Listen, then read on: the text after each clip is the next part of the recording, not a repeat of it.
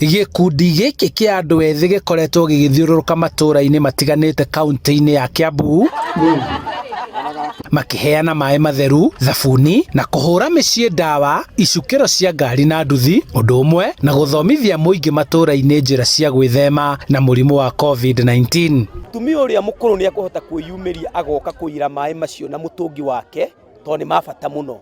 Na hĩndĩ ĩyo araiyĩra maĩ macio rĩ, noho tũrahota kũmwĩra atĩrĩrĩ, mũkũrũ wĩthambe na maĩ moko wega, wĩige wĩ mũtheru, ndũkende gũcererwo nĩ andũ mũno, na moka nĩ matigire nĩ methamba na maĩ maya. Rungu rwa iburi rĩa seneta wa Kiambu Kimani Wamatangi, anake aya nĩ marahota gũkinyĩra aciari arĩa akũrũ matũra-inĩ ma thĩiniĩ na thutha wa kũmathomithia makamahe indo cia kwĩgitĩra mũrimũ ũyũ ta gloves na masks, na thutha ũcio kũhũra mĩciĩ yao ndawa. Tiga nĩ tũrona kũngĩ makĩrutĩra kinya gũtheria na gũteithĩrĩria acũcũ kũiga ũtheru, no nĩ tũrabatara kuona ona kwĩna hand gloves, tũtirĩ na masks, tũtirĩ na sanitizer njiganu, tondũ ona no marabatara kũrora health yao thĩinĩ wa matũra marĩa tũrĩ. Ũũ nĩ thutha wa aciari aya gũkaya matũra-inĩ atĩ ona thutha wa kwĩrwo methambe matirakinyagĩrwo nĩ maĩ na gĩthomo kĩrĩa marathomithio gĩkaga gũkinyanĩra.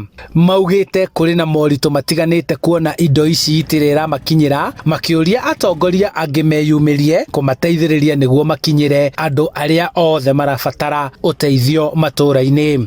Nĩ tũkwenda andũ acio angĩ othe mena ũhoti magerie gũteithia andũ aitũ nigetha tugerie kunyihanyihia mithiĩre ya andũ na nigetha mũrimũ ũtige gũtherema. Rĩu marenda kũgĩa mĩbango mĩrũmu ya gũcokanĩrĩria mbeũ njĩthĩ na gũtigĩrĩra indo ta masks na thabuni nĩ ciakinyĩra mũingĩ matũra-inĩ.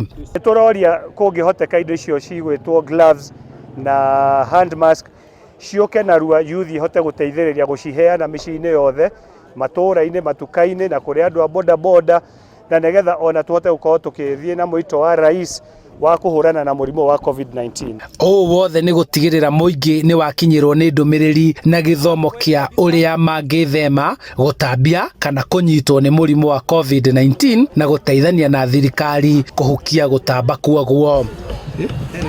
Handũ-inĩ ha Inooro TV kuma kaunti-inĩ ya Kiambu, njĩtagwo Charles Gĩkunga wa Kariuki.